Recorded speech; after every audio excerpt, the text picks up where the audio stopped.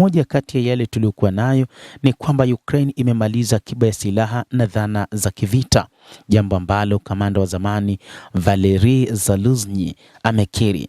Kanali huyo mstaafu na mchambuzi wa masuala ya kijeshi ameeleza akisema kwamba Ukraine inajaribu kila kitu kutoka kwa violezo vya NATO hadi uboreshaji wake wa silaha dhidi ya mapambano na Urusi imepata jibu kwa kila moja kati ya hivyo. Inaashiria kuanguka kwa mashine nzima ya kijeshi ya Ukraine. Hata hivyo, inaelezwa kwamba Ukraine haiwezi kutoa mbinu mpya katika mapambano, huku Urusi ikishambulia na kuimamonyoa kidogo kidogo nchi hiyo ya Ukraine. Kwa miezi kadhaa Ukraine iliamua kurudi katika mapambano, kushambulia maeneo ya Urusi. Urusi hata hivyo hubadilika kwa wakati halisi na hurekebisha kutokana na makosa wanayoyafanya mara kwa mara. Sasa Ukraine inakosa rasilimali za mapambano, na hii inaifanya Urusi kuamua kurudi katika mapambano ya ushindi. Kujenga upya uwezo wa kijeshi huchukua miaka, huku mashambulizi ya Urusi yakiendelea kuharibu maghala, bandari, miundombinu ya nishati na vifaa vya ukarabati.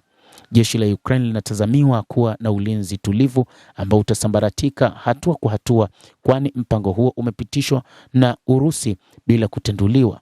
Mashambulizi ya Urusi kwenye vituo muhimu vya vifaa yanahatarisha uondoaji wa kijeshi wa Ukraine. Hata hivyo, moja kati ya mbinu ambayo Warusi sasa wanaitumia ni kuimomonyoa Ukraine taratibu. Baadhi ya watu wanaona kwamba pengine Urusi inachelewa, lakini moja kati ya mpango mkakati wa Urusi ni kushinda vita dhidi ya Ukraine, lakini ushindi huu ni wa taratibu, ushindi ambao kwa sasa unaifanya Ukraine kushambuliwa kila kukicha taratibu na kuharibiwa mfumo wake wa jeshi.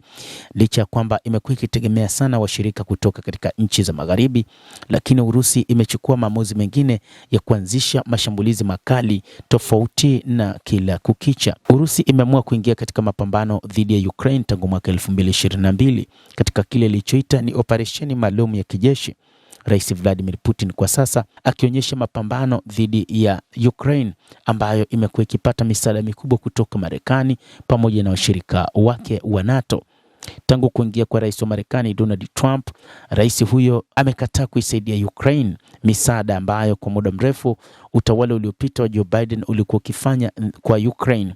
Lakini wakati huu rais huyo anaonekana kutokuwa tayari kuisaidia Ukraine katika mapambano dhidi ya Urusi. Mtazamaji wa The World News, endelea kutufuatilia, lakini ni kusihi usisahau kulike, usisahau kucomment, kadhalika usisahau kusubscribe channel yetu hii ili upate habari hizi kwa mapana kupitia The World News.